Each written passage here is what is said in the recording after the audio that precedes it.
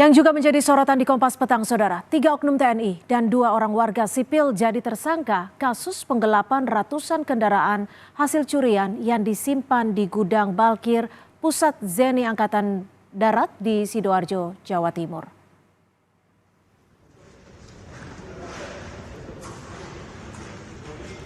Inilah video saat TNI Polri menemukan ratusan unit kendaraan curian yang disimpan di markas TNI AD di Sidoarjo.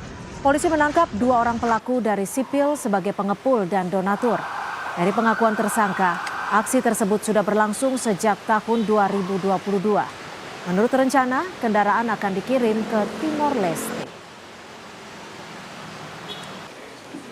Laporan yang telah kami terima, selanjutnya kami melakukan upaya untuk penyelidikan dan berhasil menangkap 2 orang tersangka, di mana tersangka M ini berperan sebagai pengepul daripada kendaraan tersebut yang nantinya akan dikirim ke Timor Leste. Sedangkan saudara EI ini merupakan pengepul sekaligus yang memberikan biaya atau yang membiayai. Selain 2 orang tersangka dari sipil, 3 oknum anggota TNI pun diduga terlibat dalam sindikat ini. Ketiga oknum TNI yang saat ini telah ditetapkan sebagai tersangka dan ditahan adalah Mayor BP, Kopda AS, dan Praka J. Dalam kasus ini ada 3 personil kami yang ikut terlibat dalam kasus tersebut, yaitu diantaranya Mayor berpangkat Mayor dengan atas nama BP, kemudian Kopda AS dengan Praka J. Ketiga prajurit ini sudah kami tahan, kami lakukan pemeriksaan lebih lanjut. Sebelumnya, Saudara, Polda Metro Jaya bersama Pomdam 5 Brawijaya gagalkan upaya penyelundupan dan penggelapan motor hasil curian yang diduga melibatkan oknum TNI AD. Total ada 49 unit mobil dan 215 unit motor yang diduga hasil curanmor ditemukan di gudang Balkir Angkatan Darat di Buduran, Sidoarjo yang hendak diselundupkan. Kini barang bukti sudah berada di Polda Metro Jaya.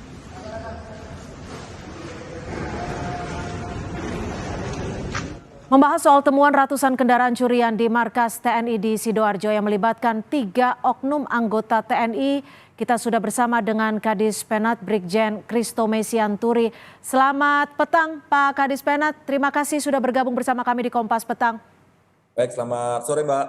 Ya, Pak Kadis Penat, ini kendaraan curian disimpan di markas TNI. Ini kecolongan atau seperti apa? Bagaimana pengawasannya bisa ini sampai terjadi? Ya, jadi gini Mbak, artinya saat ini kan Puspom, dalam hal ini Pomdam 5 Brawijaya, berkoordinasi atau bekerjasama dengan Polda Metro Jaya dan Polda Jatim, ya, sedang menyelidiki kasus ini secara mendalam. Artinya kita akan lihat apa motifnya, bagaimana, siapa saja yang terlibat, dan bagaimana keterlibatannya. Nah gitu ya, nanti kita baru bisa mengambil kesimpulan. Nah untuk itu, mengantisipasi terjadinya kejadian seperti ini, pimpinan Angkatan Darat sudah memerintahkan untuk mengevaluasi Standard Operating Procedure (SOP) tentang pengamanan, tentang pengawasan dan pengendalian fasilitas TNI Angkatan Darat, kan?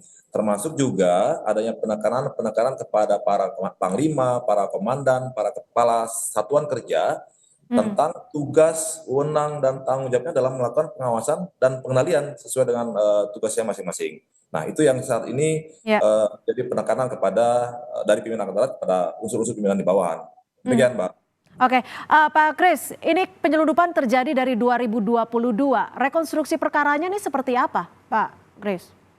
Ya, nanti kita serahkan sepenuhnya kepada penyidik, dalam hal ini Pomdam 5 Brawijaya, yang bekerjasama dengan Polda Metro Jaya dan Polda Jatim, bagaimana keterlibatan anggota atau oknum anggota TNI AD ini dalam kasus penadaan atau curanmor ini, gitu ya. Artinya apa keterlibatannya, bagaimana perannya, kemudian siapa yang dihubungi oleh saudara EI pertama kali adalah Kopda AS, misalnya. Kemudian Kopda AS meminta bantuan kepada Mayor BP yang sebagai pejabat kepala gudang saat ini. Kemudian dia ada minta bantuan dari Praka J untuk bersama-sama, artinya membiarkan barang-barang ilegal ini berada di tempat di gudang atau di fasilitas yang dimiliki oleh TNI Angkatan Darat. Nah, Oke, kita akan kembangkan lagi, Mbak. Apakah memang hanya 3 orang ini yang terlibat atau ada kemungkinan lain anggota lainnya yang terlibat? Jadi tidak sampai di sini pengusuran kita, Pak. Inilah untuk komitmen kita untuk penegakan hukum. Kalau peran-peran secara spesifiknya seperti apa nih Pak Christome?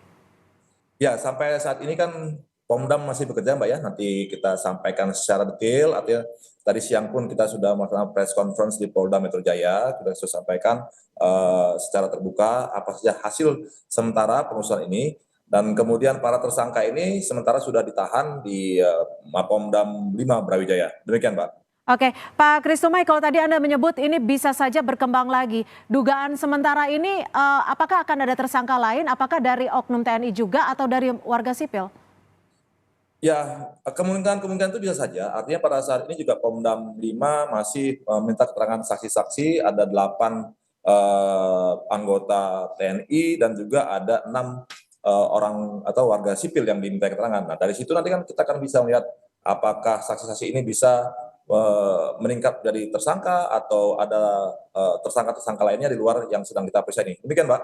Oke, kalau peruntukan gudang yang dimanfaatkan ini tadinya seperti apa Pak Christome? Jadi Good Balkir ini kan di bawah Pusjat ya, Pusat Zeni Angkatan Darat. Good Balkir itu gudang pengembalian akhir. Jadi peralatan-peralatan zeni yang memang sudah selesai dipakai atau tidak digunakan lagi, nah ditaruh di situ, Pak, di tempat itu. Yang bertanggung jawab terhadap gudang ini apakah sudah turut diperiksa? Nah, justru kepala gudangnya itu Mayor BP tadi, itu yang saat ini sedang diperiksa. Dialah kepala gudangnya, artinya si Kopda AS ini meminta bantuan atau melaporkan kepada Mayor BP. Artinya kan kalau Kopda AS ini kan anggota Puspalat, Pusat Pelatihan Angkatan Darat. Nah, sementara Mayor BP ini kepala gudang yang di bawah Pusat Zeni Angkatan Darat. Nah, jadi dia meminta bantuan kepada Mayor BP tadi untuk menaruh barang-barang tadi, Pak, di gudang itu. Gitu.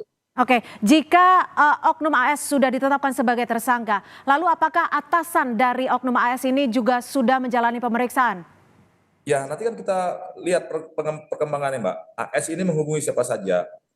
Kemudian Puspom juga sudah meminta bantuan bank juga untuk menutup rekeningnya, melihat adanya proses transaksi dari Kopda AS kepada siapa saja, dari Mayor BP kepada siapa saja. Nah, nanti semua itu akan kita mintai keterangan. Demikian, Mbak.